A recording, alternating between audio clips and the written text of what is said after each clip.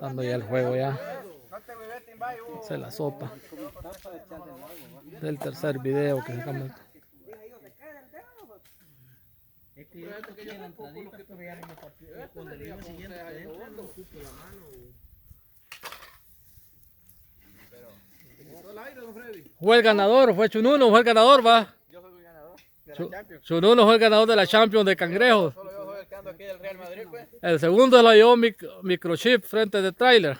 Solo yo soy el que ando aquí del Real Madrid, yo soy el que me lleve la Champions. ¿Cómo no lo va a agarrar si de memoria se sabe dónde está la Ah, no, esas ya son pretextos que tienen ya, que memoria sabe las cuevas. Ajá, agarró otro.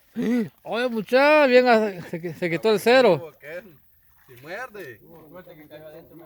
¿No de cuenta vos? Esa no es esa araña, no, pero echalo vos, echalo. Pero bien te lo hartazo.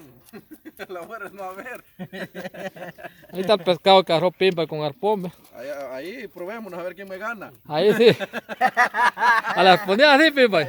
Ahí quisiera verlo. Y para la paloma, bruto, ¿va? Y para el tiro. Y paltero, criminal también. Paloma, sí. No vamos a ir a agarrar calor porque está fría el agua. No, hombre, Ahí está otro cuchillo. original está el agua. Con el corbito nomás. Eso cayó de cangrejo, va. Y un ratito que pescamos. ¿ve?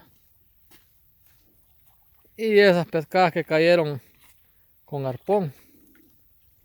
Ahí sí ahí se los dio duro Pimba. Ahí.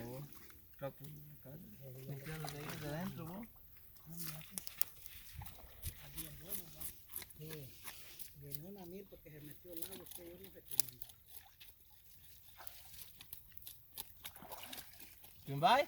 Mañana te desquitaste, tirarles un videito ahí donde... No le voy a mandar foto donde esté con la cintura rodeada de tilapia blanca. No hay que cancelar. El hambre que cargamos, mira hasta cómo pone la cosa. A la olla. ¿Y para qué vas a poner olla, pues?